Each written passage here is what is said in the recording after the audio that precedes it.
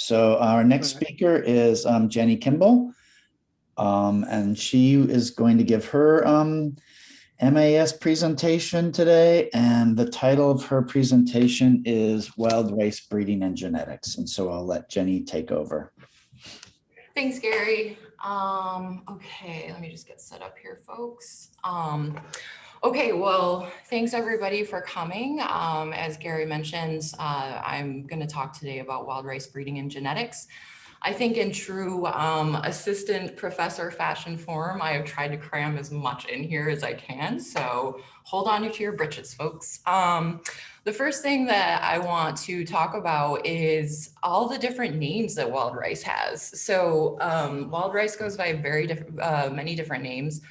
Wild rice, one word, wild rice, two words, American wild rice, North American wild rice, Manoomin or Goodberry, wild oats or Sin. And I can't really get into it, but there's a problem with wild rice, one word, and wild rice, two word in scientific settings. So I went back to the old taxonomic papers where they first described Zizania plustris, and they use northern wild rice. So just to clear that up for everybody, if you hear myself or the group talking about northern wild rice, that's why you hear it. But we still do go by what we still use wild rice. So wild rice is an annual wind-pollinated aquatic grass. It's diploid, and it's a member of the Oryza tribe in Poaceae, so it's closely related to Oryza sativa or white rice. Wild rice has this basic grass structure that you should be familiar with here. It has a main stem and tillers. The unique thing about wild rice is its panicle structure. So the female flowers are going to emerge and become receptive first. This is where the grain's going to be, followed by the emergence of male florets. So you can see that it enables this species to have an outcrossing nature. I also, before I want to talk, obviously in Minnesota, there is huge significance to this species, both ecologically, culturally, and agriculturally. The first two topics that I'm going to talk about today help, I think, lots of different types of scientific communities. And then lastly, I'm going to be focusing more on the agricultural aspects of wild rice. So just to orient you a little bit to the program, the first patty was created in 1950. Shortly thereafter, in the early 1960s, the wild rice research began at the university. We discovered a non-shattering trait shortly thereafter. In the early 70s, the UN breeding program was established, followed by the creation of the Minnesota Cultivated Wild Rice Council. Production in California began in the late 80s, and there's been some laws within the Minnesota legislature relating to labeling. So if you hear us say cultivated wild rice, that's one reason why. It distinguishes paddy grown wild rice from the natural stands. We've had about 15 releases of cultivated wild rice. The first few came from small companies. Everything in purple that you see here was released by the program. This Itasca line was an on-farm collection, so we have an MTA with that farm. And we've released several versions of Itasca, so you can see that this variety in particular has been the dominant variety for the past 20 years. Oh, hello, come on. Sorry, guys. What did I do? Excuse me, apologies. Okay, and then in terms of just talking a little bit about the history of the breeders, Anson Elliott was the first breeder, followed by Rob Stuckar, and then Ramey Porter was here for about 25 years. He left in 2015, so there was a gap here before I started, and I'm going to talk a little bit about this gap later. I also want to, again, pay special attention to Irv Elke. He was the wild rice agronomist for about 40 years. And even up until 2020, when he passed away, he was still helping the program. Okay. So this is us in 2019 and 2020 at the Minnesota Cultivated Wild Rice Council's annual grower symposium. This is a fun time for us. We get to spend a few days with the growers. We get to talk about our research, But we also get to spend time together, which is rare because we are split between 2 sites. So at the Twin Cities, we have students, postdocs, researchers, and this is where we do a lot of our genomics and genotyping. At the NICROC, the North Central, I'm sorry guys. At the North Central Research and Outreach Center, this is where I have 2 full-time researchers, as well as where our paddy complex is. So this is where we grow our wild rice. We also store all of our seed here, and this is where we do a lot of our seed physiology work. We also get together and do a lot of on-farm site trials. We run pesticide trials for the growers, as well as variety trials, and do some collection on site as well.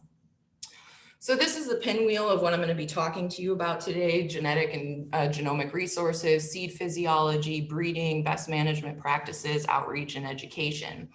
I'm going to start by talking about genomic and genetic resources. In terms of what was already available when I came here, Dr. Ron Phillips' lab did tremendous amount of work evaluating the wild rice genome in the early 90s and the 2000s. One of the fun things about what we've done in our program is we've been able to validate a lot of the early hypotheses that Dr. Phillips' group made about the wild rice genome. So that's been pretty exciting. So I'm going to start off. We have sequenced, assembled, and annotated the wild rice genome. This effort was mainly led by Dr. Matthew Haas. He's a postdoc in my lab. Dr. Tom Kono and Marissa Macchietto are at the Supercomputing Institute here, and they helped annotate the genome.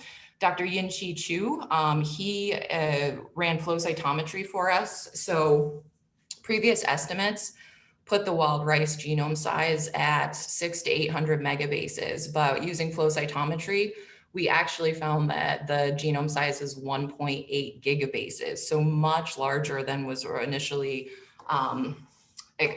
calculated for the size of the genome. We use PacBio and Illumina sequencing reads to sequence for the genome. Dovetail created Hi-C and Chicago libraries, as well as assembled the genome on their proprietary HiRISE software. We have published this in bioRxiv, so if you want to read more about it, please go there. This paper was recently just accepted into Plant Journal, so we hope to get that out soon as well. So I'm going to fly through this a little bit. So we have scaffold size here on the y-axis, number of scaffolds on the x. With our assembly, we had 2,100 scaffolds above 1 kb. The largest 17 scaffolds were above 4.4 megabases, and you can see we have some pretty large pseudomolecules here.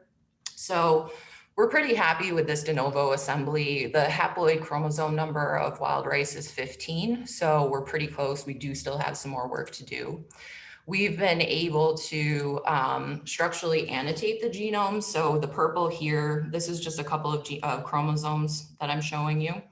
The purple region here is highly genic regions, followed by this blue region, which is highly repetitive regions. So wild rice has a highly repetitive genome. That's pretty common in plant species. We've also used evidence-based annotation, where we have RNA-seq data on 8 different tissue types. And from that, we've been able to identify 46,000 protein coding genes, as well as be able to start to look at shared orthologs. I don't know why I'm having, okay. And then you can see an example of some distribution of putative disease resistance genes here. So this is going to be really important, this genome assembly moving forward for us in the breeding program. The next step, the new project that we're working on, is we want to expand the number of tissue types that we've used in our to build our transcriptome gene atlas. So the next thing that we can look at is comparative genomics between the grass species. So here's a macrocollinearity plot between the first 15 chromosomes of the 15 chromosomes of wild rice and the 12 chromosomes of white rice. So you can see here large inversions, duplication. So these gray bands here are showing collinearity between the 2 species. You can also look at collinearity on the micro level. So this is genes. These individual blocks are genes. And so you can see the collinearity there in gene order. We also identified a whole genome duplication in Zizania, the Zizania genre. So it's kind of hard to see here, but if you look at the dot plot on the paper, every chromosome arm of white rice is duplicated twice in the Zizania palustris genome. We've also looked at 2-to-1 orthologs to confirm this. So if we compare some genome statistics of Oryza sativa, Zizania latifolia, which is another species of Zizania who already had a genome, a reference genome, and Zizania palustris, you can see here that white rice has about a 370 megabase genome, Zizania latifolia about 600, so you can almost see that whole genome duplication here. When we were looking at the differences between latifolia and palustris, we questioned, was there another whole genome duplication? Because you can see this doubling in size of the genome. I should say, I mentioned that it was 1.8 gigabases. Our assembly, the genome size is actually 1.8 gigabases. Our assembly is only 1.2. So again, we have more work to do. But with our assembly, what we found was that there wasn't a whole genome duplication between latifolia and palustris, but rather there's been this rapid expansion of repetitive elements in the Zizania palustris genome. This has happened, we think, in short time. So this is going to be similar to the evolutionary history of maize. If you look here at a tree of some of the grass species, just to orient you, here is wheat, here is maize, here is the Oryza tribe, okay? And this tribe is broken up into 2 different subtribes that contain the Oryza species, as well as the Zizania species. We know, and it's already been confirmed, that these 2 subtribes split about 25 to 30 million years ago. Something that was new that we were able to find with our work is that Zizania palustris and Zizania latifolia split about 600 to 800 million years ago. We also dated the whole genome duplication event, and that was at about 5.8 million years ago. So we still have some work to do to elucidate some of the evolutionary history in the Zizania genre. But moving forward with this assembly, what we're doing now is we're developing high resolution linkage map to confirm the validity of this genome assembly, as well as I'm working with Dovetail, and we're going to be phasing this assembly so we can have SNP phasing, which is going to be really important moving forward for the breeding program. Now, thinking about a genotyping platform, which we need, we want to work with SNPs. Chips are possible, but they are costly. There's no community buy-in in wild rice to lower the price of a SNP chip. So we've been using genotyping by sequencing. We did a pilot study based on the early genome size estimates, so 600 to 800 megabases. And we found that these 2 restriction enzymes were what we thought were going to be ideal. And you can see here, we subsampled from 7 million reads per sample. We get about 52,000 polymorphic markers. And then if you subsample down, we can see how many markers we're going to get at specific read depths, because that's something important that we need to know. To utilize this strategy or this platform and to test it, we did a genetic diversity study. So this is a PCA plot. So every dot is an individual, it's a genotype. You can see here, for example, all these purple dots, there's 48 samples from 1 lake. And so that's what all of these different colored dots are. They're lakes across Minnesota and Wisconsin. So you can see the population structure within these lakes. We were pretty sure it is dependent upon geography. That's pretty common in these diversity studies. The red triangles here is Zizania aquatica. This is another Zizania species whose natural range overlaps with northern wild rice. And then here you can see the breeding program. So genetically distinct from anything in the natural stands. And right now we're working on trying to figure that out, to look at the differences. So, are there selective sweeps or genetic bottlenecks that have occurred in our germplasm, and why is it so distinct? So that's going to be pretty important moving forward as well. I mentioned that the choice of restriction enzymes for genotyping by sequencing were based on earlier genome sizes.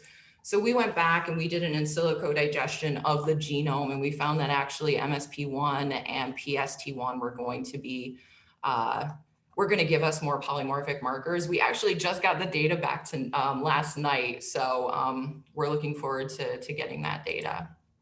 So the next thing I'm going to talk about is seed physiology.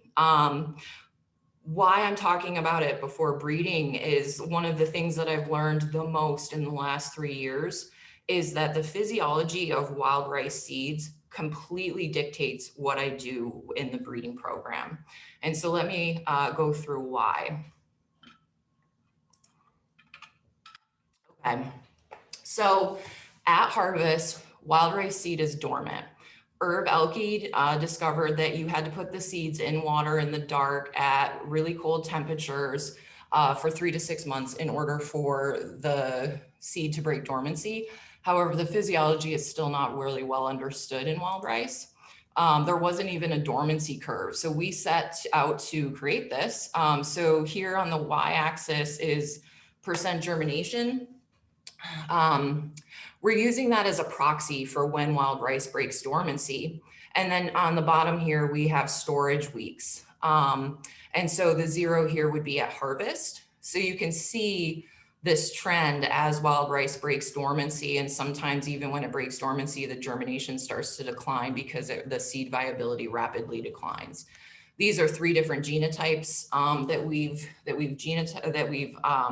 established this dormancy curve for. We've also collected RNA at each of these time points, and we're going to run RNA-seq to get expression profiles to try to start to understand some of the pathways involved in dormancy and wild rice. So we hope that that's going to get us quite a bit of data related to dormancy. So in our program, if you can imagine, if it takes 3 to 6 months for seed to break dormancy, that's really a hindrance to our breeding program. So right now, the dormancy of wild rice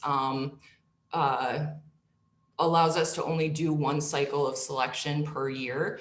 And when you think about breeding and breeding programs, even if you don't have a lot of resources in your breeding program, one of the things that you can always do to improve your genetic gain is to increase your cycles of selection. So we can't do that right now. We've looked into how we can break dormancy in wild rice, so we're investigating the barriers. We know that there's a physical barrier. Irv figured this out a long time ago, so the seed coat. You can really easily get around that just by scarifying the seeds, just breaking that seed coat barrier. The next thing is the embryo. So in wild rice and all of the literature, everyone just has assumed, it seems, that wild rice is a fully developed embryo. When you have a fully developed embryo that's just dormant, what you can do is a specific combination of hormones or environmental conditions. You can find that special, mixture that allows you to break that dormancy. We've tried that. And we found that brute force does not work. So Lillian McGill, a researcher in my program, has worked for 3 years looking at different hormonal treatments, different scarification treatments, the combination thereof, and at different time points. Nothing has really worked. If we do break dormancy, the seedlings are not very vigorous and they don't usually turn into plants.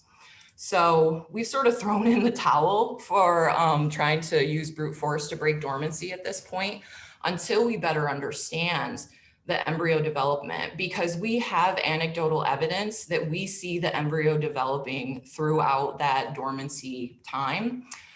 So that's the next step that we're focusing on, is to actually classify what type of embryo dormancy does wild rice have. We're going to be using histology to track embryo development. And Cedar Paella, who was an undergrad in my program, figured out this really cool thing that you can bisect a seed of wild rice, you can stain it with a tetrazolium stain, which stains metabolically active tissue. and then we can actually germinate it. So we're going to do this as well to monitor the development of the embryo in wild rice. So the next thing is wild rice seed at harvest is recalcitrant. So that means that the seed cannot survive drying below 15 to 20% moisture content. And these guys age fast. The physiology is still not really well understood for recalcitrants in wild rice as well. If we look at this graph where we just have percent germination and vigor over time, every species that you store is eventually going to lose its longevity and its viability. In wild rice, in our current traditional storage methods, that's about half a year to 1.5 years. So what that means for the breeding program is we have to plant everything every year to continue our populations. So obviously that limits space and more labor to maintain these populations. So we're really interested in how we can extend seed longevity in ex situ seed storage, as well as we're interested in the relationship between dormancy and recalcitrance, because based on the type of seed storage that we have, these two interplay together. So let me explain that a little bit more. So this is our traditional storage. It's we take the seeds right after harvest, we put them in water, and then we put them in these dark totes. So we break dormancy first thing, but as I mentioned, viability drops off really quick. You can see we get a lot of microbial growth in this type of storage. We have tested it, and we're starting to develop a seed storage microbiome for all of these. And we do have a paper coming out on this if you're interested, but I don't have time to talk about it today. The second type of storage that we have tried to increase seed longevity is freezing the seed. So we don't put the seed on water. One of the benefits of this method is that dormancy breaking is delayed, because if they're not on water, then they're not going to break dormancy. We don't know when viability drops though, and this germination rates aren't stellar in this type of storage, but I think because dormancy is delayed, that this is still an intriguing type of storage that we should look at, and we are. The last type, and what we're really excited about, is what I'm calling a 2-phase 3-degree hydrated storage. So that's where we're going to put seeds on water first thing, and then after about 7 to 8 months, we're going to remove water. And you can see the seed isn't on water, but it remains wet and moist. Okay, and so if we compare our traditional storage with this 2-phase storage, where the seed is just kept moist, you can see here that viability is maintained. So percent germination on the y-axis, months in storage down here. So this, we started taking data on this after about 8 months in storage. And so here you can see right at about a year, this is where the traditional storage starts to drop. And again, here we are 3 years later, and we're still maintaining 65 to 70% viability of the seed. So this is absolutely huge for us. It was sort of an accident, but we are trying to, we've got a lot of studies looking at this methodology right now. We're very hopeful. So now I'm going to move into breeding. And before I talk specifically about that, I want to talk a little bit about the cultivated wild rice production and market. So most of the production is all of the production is in northern Minnesota. We've got mainly the Aiken region here, what we call the Washkish region up here, and then the Clearbrook region. The Clearbrook region is in the Red River Valley, so we have lots of nice peat soils. Excuse me. And so we have some of our largest producers here. Ojibwe Red Lake Nation is in our top 5 producers, and they're up here. You can see some of their product here. So we can sell, the industry sells wild rice as a whole grain in mixtures, as well as in a lot of different meat products. And I hope you all know chicken wild rice soup. Most of the product that the industry, most of the grain is sold via wholesale, some to direct customers, some directly to the retailer, and then there's this big chunk of other as well. So the industry just did a economic impact study in 2019, and a conservative estimate is that this industry contributes $58 million of economic contribution on a yearly basis. So this is a high value specialty crop, and that might seem small. The big thing about cultivated wild rice is that 90% of this contribution stays within state. We have all in-state processors. So the economic impact that wild rice has in these northern regions is pretty significant. We grow about 9,000 to 12,000 acres every year. We have less than 50 farmers. All of these are family owned, except for Red Lake Nation's paddy systems. We also have a very large export market. And one thing that's really cool about wild rice industry is that we're getting into our third or fourth generation farmers. So we have a really young group of farmers that we're working with. I think this is a conservative estimate. I wouldn't be surprised if the average age was 40. So just a little bit about the breeding history, throwing everything before really I came into one chunk. 11 varieties were released, the non-shattering trait was identified, and I think a lot of the growth that we've seen in the industry can be attributed to the agronomic best management practices led by Irv, but lots of other people were involved as well. From 2015 to 2017, I had mentioned that there was no breeder, and so this was a hard time for the program. We had very limited resources here, so this led to a lot of problems.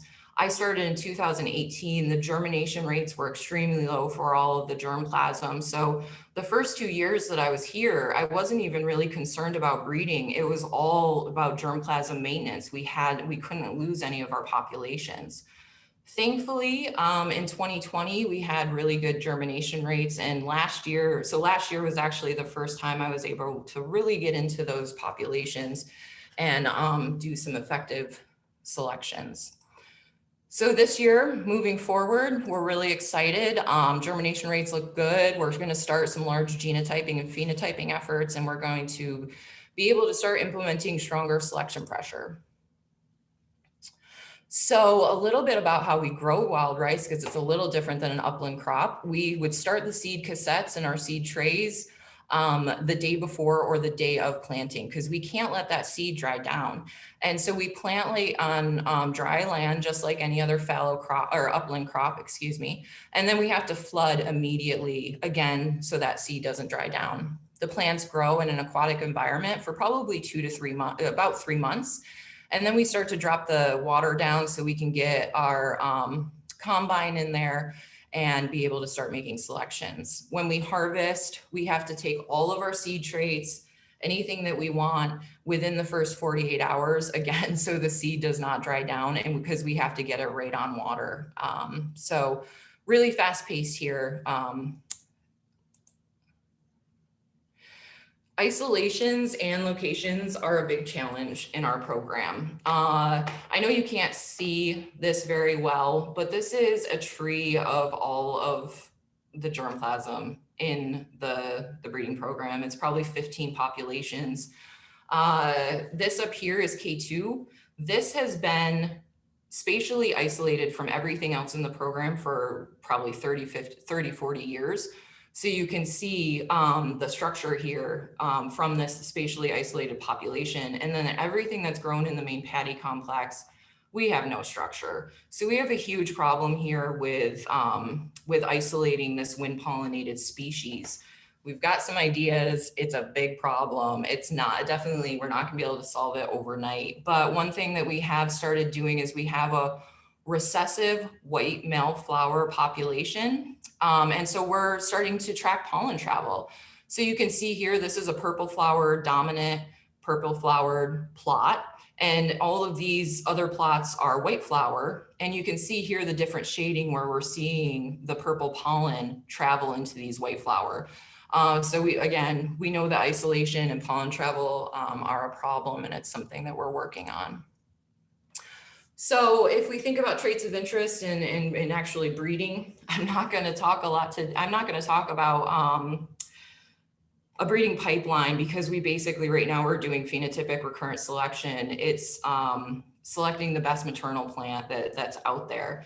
I might be one of the few breeders that hear you talk that you'll hear say I'm not really interested in inbred line development. If you can ask me why in the Q&A.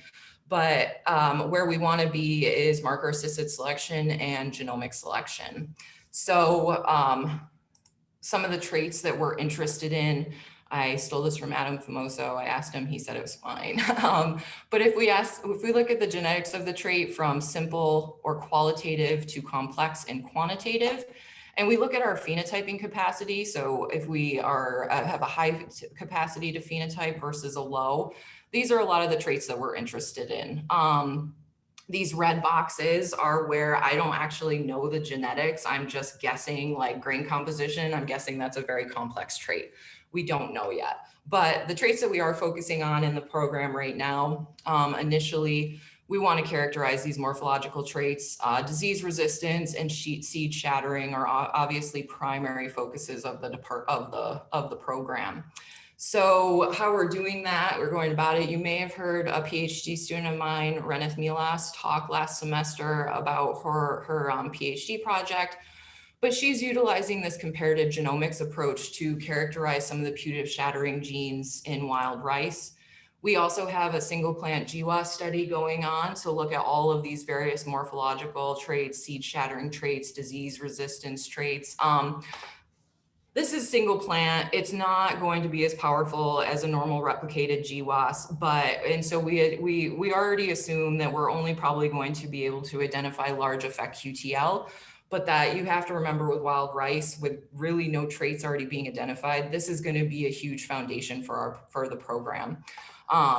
This GWAS study is going to help us figure out what types of crosses we should make, so parents for crosses. It's going to inform what we choose for parents for biparental mapping. And we're also using this as a training population to get to genomic selection. So I think we're about 2 to 3 years at least away from genomic selection at this time. We also know quite a bit already about shattering and disease resistance in wild rice. So we've already been moving forward, making biparental mapping populations of them. So next I'm going to go into best management practices. And first, I just want to say, dear agronomists, I am sorry for what you're about to hear. It is true. It's a plant breeder talking about agronomy. I joke, but I want to be honest, I'm fairly uncomfortable talking about best management practices when this is really outside my expertise. However, there is a need for best management practices and agronomic research in wild rice. A lot of these booklets that I'm showing you today were released in the 80s. So we haven't really had a lot of agronomic research going on the past 20, 30 years. Once over lunch, I tried to convince Dr. Jungers that wild rice was a pseudoperennial. I don't think he bought it though. So the first thing that we did was we developed a phenology scale for wild rice because there wasn't one out there. And I would go to the farmers and I would say, okay, when are you spraying for white rice worm? Jenny, sometime in August, maybe the first week. What do the plants look like? I don't know. They're flowering. So now I take this chart. The growers know it very well. They begrudgingly work with me, and they are very specific about when they're spraying and things. So this has helped us quite a bit.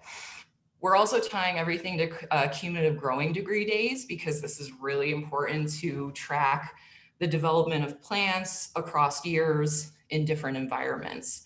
One of the ways that we've implemented cumulative growing degree days is to do a harvest timing trial. So these are four genotypes, Barren, FY, Itasca C12, and PBML. Here's cumulative growing degree days. But what we did is instead of doing a traditional harvest timing trial where we're looking at yield components or grain composition, we looked at germination rates after the storage period. And so this has been incredibly helpful. Dr. Scotty Wells helped with this. What you can see here is that at about 1800 cumulative growing degree days, this is when we're, for most of the genotypes, maxing out on our viability for the seeds. So this has been really helpful because we know we now focus on this 1800 cumulative growing degree days to try to harvest everything closely around that as we can. I mentioned that wild rice has a really big export market, and it's specifically to the EU. If you know anything about EU markets, it seems like every year they're constantly reducing the maximum residue thresholds for different pesticides. And so this has been a real problem in wild rice. This on the left is a picture of rice worm. This is our number one major pest in wild rice.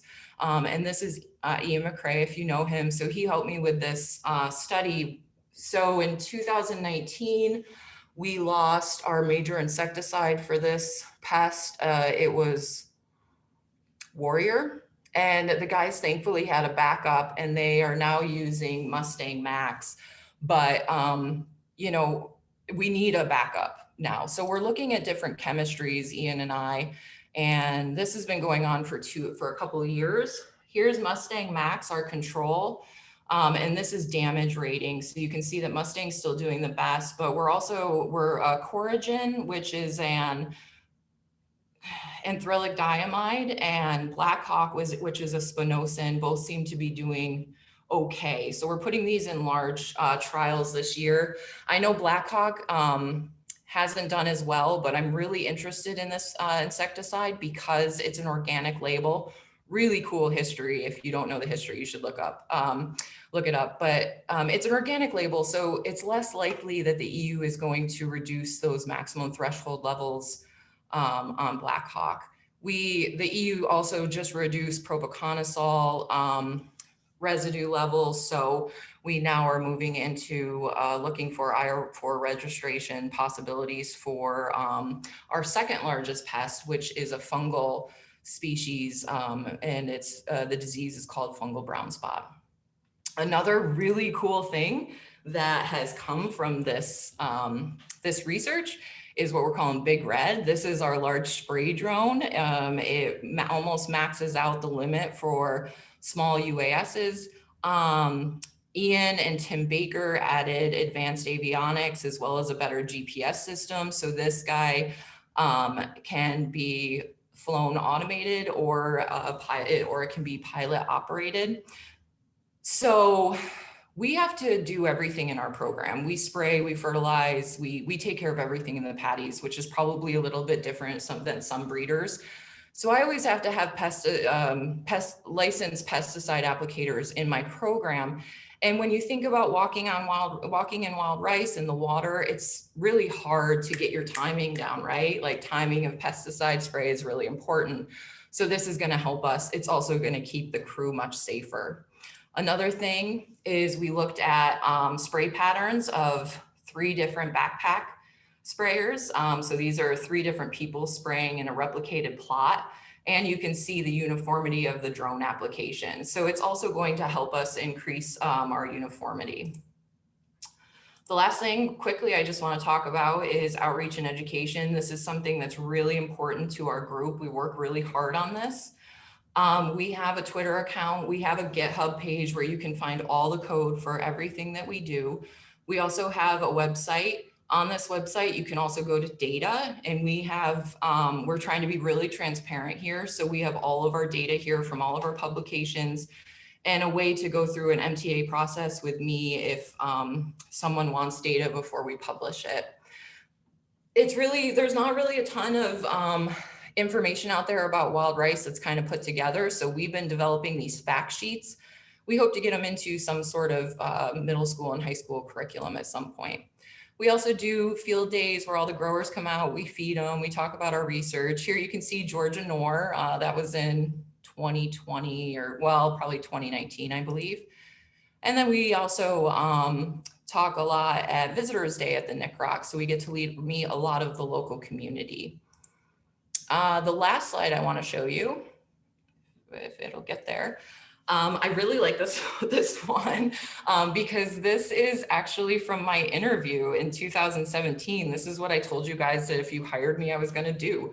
So, working on building a genotypic and phenotypic research platform for wild rice, I think we're well on our way. Developing genetic and genomic resources, as well as genetic diversity assessments. Sorry, my a little haywire. Okay, and then where we are right now is we're trying to improve our phenotyping and selection methods, as well as identify traits of interest. So with that, I want to thank you. I have an amazing team. We work so well together. I think we've gotten a lot closer over COVID.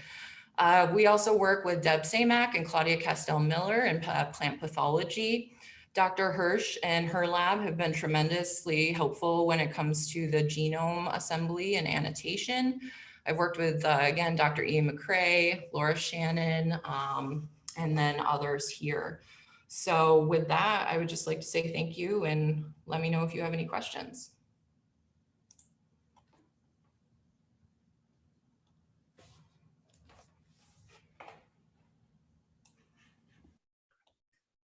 So are there any questions for Jenny?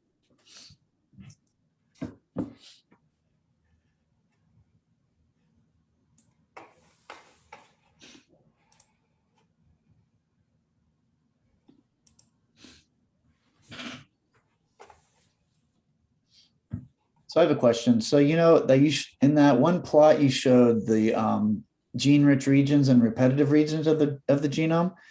Most genomes have the gene-rich regions on the telomeric ends and the repetitive sequences towards the middle of the chromosome centromeric or paracentromeric regions.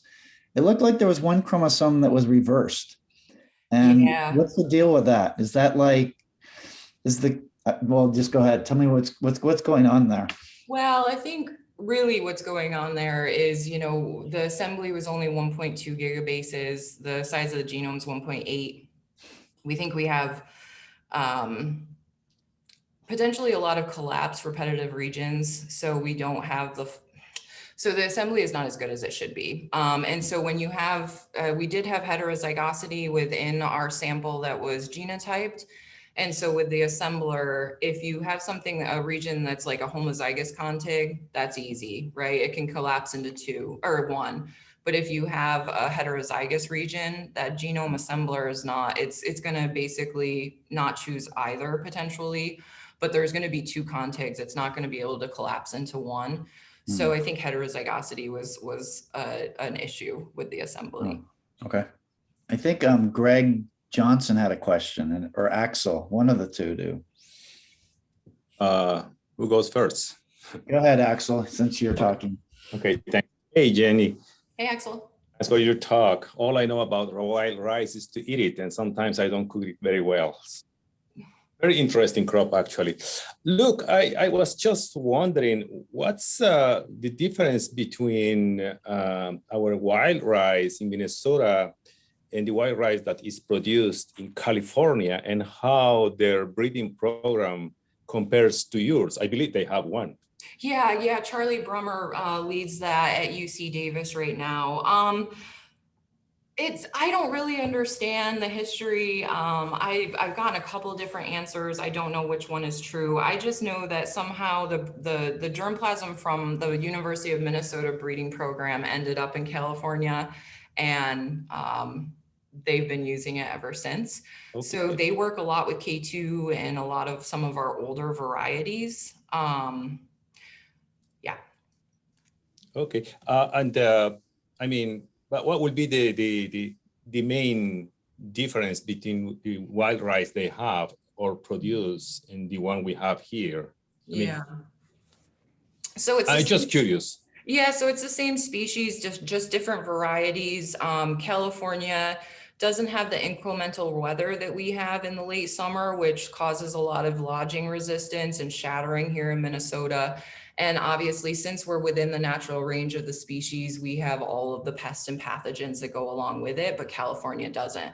So much easier to grow cultivated wild rice in California. It's like the optimal right, but it still is completely flooded as well. Is that right? Yes. Yep. So they do a rotation with white rice, actually. Okay. Good to know. Thank you, Jenny. Yeah. I think so. Candy has a question about the genome. So she said, asked, do you know if all chromosomes are metacentric? I guess this is going back to the question I asked. Yeah, I don't know. Candy probably knows. She's worked on the paper. She probably knows the answer to that better than I do. But no, I do know Ron Phillips has done some, not flow cytometry, but where you look at the chromosome structure. I can't remember what that's called. But I know that there are some of that data, so I need to go back and look at that. Okay. So Greg has a question as well. No, I didn't, but. Oh, I thought you did. Okay. I thought you had your hand. Yeah, I thought you had your hand raised. Oh, no. Karyotyping. Yeah, thanks, Rex. All right. So Rex has a question. What are some of the main challenges you foresee in your work in the next 5 years? Yeah, great question, Rex. So super excited about the storage. If we can get that up and working, it's going to just completely change our breeding program. Main challenge is absolutely that isolation. How do we stop pollen travel flow within our patties? Because we can't just pick up wild rice and go put it in a field in Rosemont. We have to have these raised dikes, and so we can keep water in there. We've talked about, we are building more patties, so we're going to be able to spatially isolate that way, though everyone in my program tells me I'm a breeder, and once I get more space, I'm just going to want to use that space. And what I really need to do is find an agricultural engineer who will work with me so we can find a good system to potentially get some pollen tents up between those between the populations. So Jim Anderson. COVID stopped that. Jim Anderson has a question. Does California grown wild rice have the same dormancy and storage issues? It has the dormancy. It doesn't, Charlie doesn't have as many of the storage issues as we have. And that's usually, I think, I can't say for sure, but I think it's because they can go so much further into the season. So they can really let their wild rice mature, where we're limited. I mean, because we're harvesting in sometime in September, and we're looking at rainstorms and possibly freezing events. So we're sort of beholden to what the weather is going to give us in September for when we can harvest. So Candy answered your question. She said, I actually don't know. Getting some chromosome squashes could be useful in interpreting Gary's question. And then Rex, I think, is referring to the same thing. He said karyotyping. Yeah. And maybe I think that's what Rex is referring to, but I'm not sure. Yeah.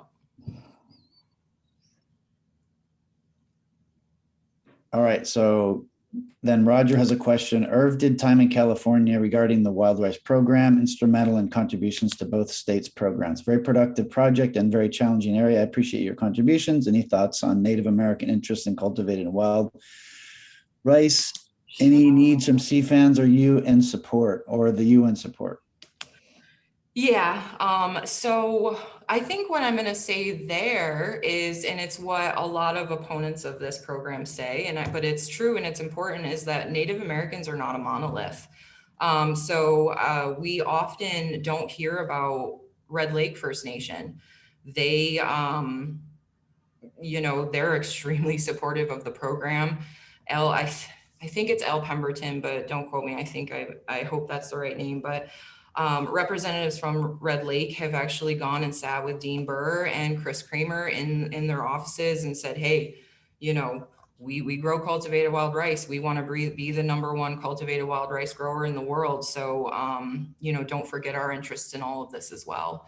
So I will say, obviously, it is challenging. In my program, we work so hard to be communicative and transparent. So, if you know any of these Native Americans and they're willing to talk to us, please send them our way, because we really would love to talk. But I don't want Red Lake to be forgotten when we talk about these things. I think that it's important. So Kelly Duzan has a question. Do you store the rice in the water it's grown in or fresh water? Do you think there is anything in the water affecting the dormancy?